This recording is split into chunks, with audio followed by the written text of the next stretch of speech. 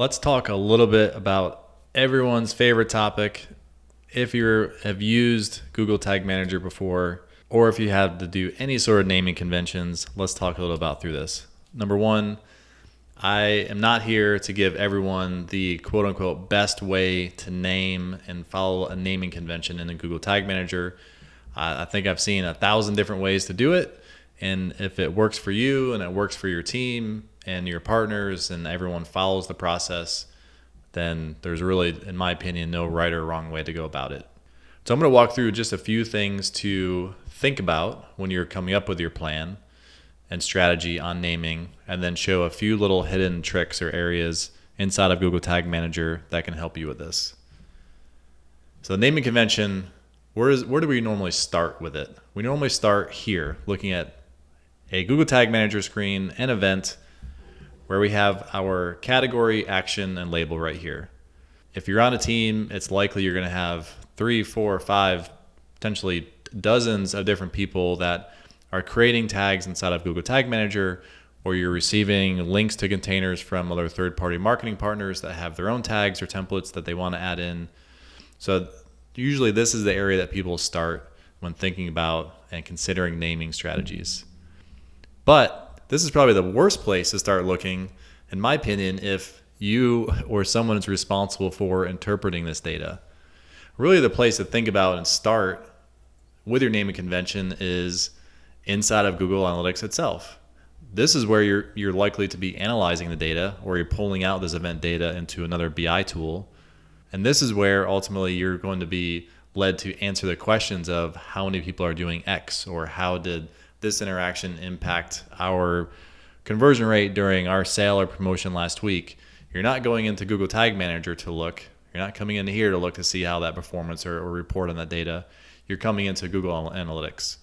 So as long as you're still on the standard analytics setup and you haven't really migrated to the new App Plus web property, event category, the big bucket, event action, and event label, start here with your strategy creation. So as I've talked about in the past, event category is really different for everybody. And since we see different sources of event data coming into analytics, as you can see here, this is a little bit of a mix of our own funnel category that we created, some additional custom behavior event tracking like scroll tracking. We have our page level categories here like category, product page, navigation. And then we start to see another mix of coats and jackets and accessories, and why are these categories? And this really happens as we've talked about in the previous overview on different data sources. So we have some data coming in automatically from Shopify, some events coming in automatically from Shopify, and then we have some events coming in from Google Tag Manager. And we can't override Shopify's native event naming convention that they're sending. So you're going to see this mix in here. So really think about your big buckets. So are you and your team, are you the type that you want to have events tied to a page type? So a page type would be homepage or a product page or a category page. Or do you want to go down one level deeper where your category is going to be more feature based? So potentially navigation would be a category, or Yotpo, if we're thinking about reviews, Yotpo would be a category, and all the event actions would fall under that particular feature for Yotpo. So think about that. Start at Google Analytics.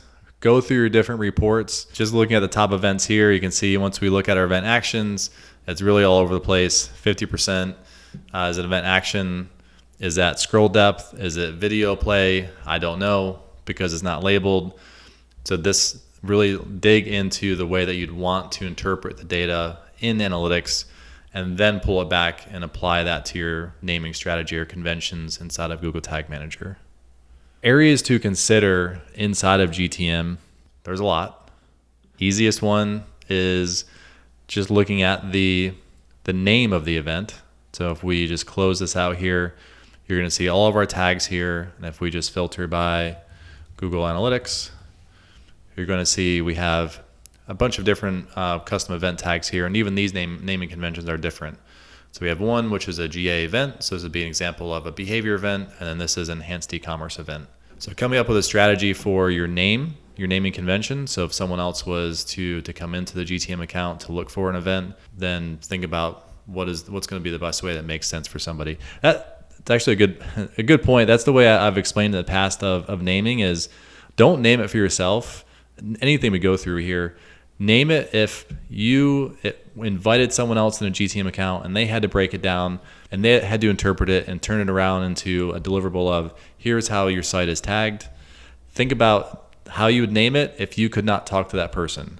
So you need to make it foolproof for them to be able to look at your GTM account or container and interpret your event naming convention to ultimately say, okay, here's all the events that are tracked in GA, and here's how we can analyze it, and here's how we can pull that data out. So name it for someone else so they can interpret it. Once we get into the individual tag, as we've talked a little bit about already, we have our category, our action, and our label. This is the big buckets we talked about. Now, the event action, I generally like to tag sites is I like to be a little bit more descriptive on what the action is.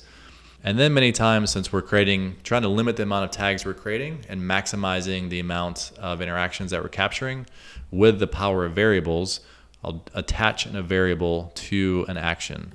So in this case, let's say we did not have main nav click, and I just had the category of navigation, and then the event action was just click text. It might not really make sense. So if I apply that approach of if somebody else had to look at this event inside of GA and they just saw women's socks as an event action, they probably don't know. They're not going to know what that is. Did somebody click on it with women's socks? Did they view? Is it a category view? Is it a product view? What was it? So that's why I generally like to add a little bit more of a descriptor here. Again, it's not for everybody. That's just one way to look at it. Label for us, as we've talked about, is we leave this as page URL. Unless the tag is just specific to only one page and it's only going to fire on that page, then we might use something different, but for the most part, it's going to be the page URL. Next up is going to be your trigger. So how do we name triggers? This is another area that I see a lot of different strategies applied to it. You can take the strategy of you put the trigger type first and then what the trigger name is doing. You can just put what the name of the trigger is doing. So just main navigation click. Again, there's a million different ways to think about it, but it is important to look at the trigger naming convention, because many times what you're going to potentially run up against is a request to add a new tag to your site. And even if it's not a Google Analytics tag, if it's a tag for Facebook or AdWords or something else, you might need to go look to see if that trigger exists, and then you can attach that to that tag that you're creating. So this is a list of just looking at trigger names. Variables is the next. How do you name variables? You have the built-in variables from GTM, and now you have your user-defined variables. I think for the most part, there's been a convention over the community where DLV, so data layer variable, that's been used in the names, and I've seen that used quite a bit. And then it could do your custom JS, so your custom JavaScript.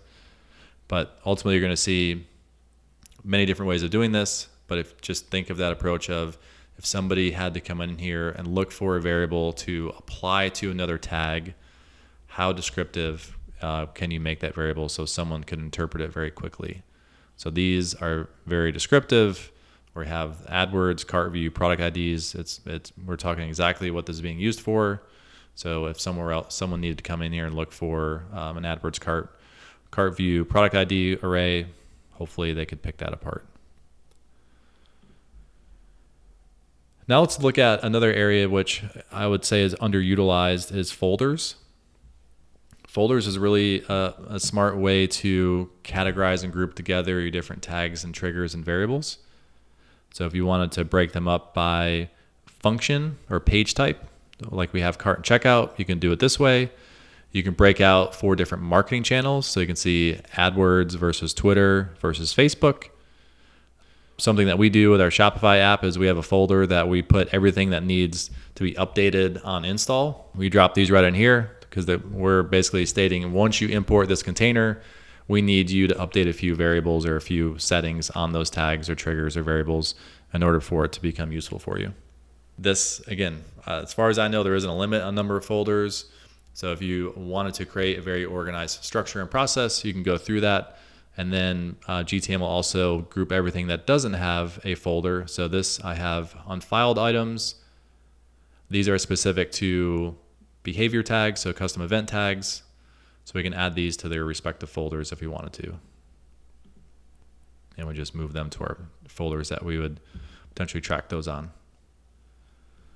Last but not least are notes. So notes on tags. A very hidden feature, but very useful, especially when you're collaborating with other people on tags. When you are looking at a tag, if you click on the ellipsis, there'll be a show notes. And you can see notes can now be added to the bottom of your tag. So it can be very short, it can be very detailed. You can link to a tag plan if you wanted to.